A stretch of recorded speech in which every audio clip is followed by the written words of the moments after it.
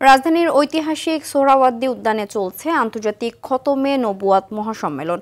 সম্মিলিত খতমে নবুয়াত পরিষদের উদ্যোগে সকাল ৯টায় আনুষ্ঠানিকভাবে সম্মেলন শুরু হয়। এতে বাংলাদেশ সহ ৫টি দেশের শীর্ষ আলেমরা যোগ দিয়েছেন। বিএনপির পক্ষ থেকে সম্মেলনে একাত্মতা প্রকাশ করেছেন দলের স্থায়ী কমিটির সালাউদ্দিন আহমদ। এ সময় তিনি বলেন, সংবিধানে মহান আল্লাহর প্রতি আস্থা ফিরিয়ে আনা হবে। সবার সহযোগিতায় বিএনপি যদি রাষ্ট্র ক্ষমতায় আসে তাহলে আলেম সমাজের কানুনি ব্যবস্থা সংসদের মাধ্যমে গ্রহণ করা হবে।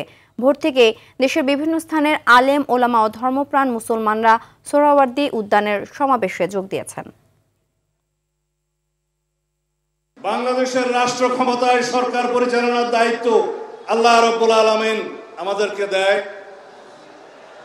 এদেশের জনগণ যদি আমাদেরকে মহব্বত করে দায়িত্ব দেয়, যদি আপনারা সবাই সহযোগিতা করেন,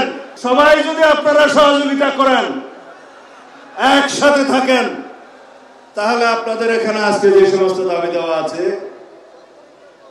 আমরা সকল দাবি দেওয়া এই প্রস্তাবের পক্ষে ইনশাআল্লাহ। কানুনি ব্যবস্থা, জাতীয় সংসদে সবাইকে ঐক্যবদ্ধ থাকতে হবে।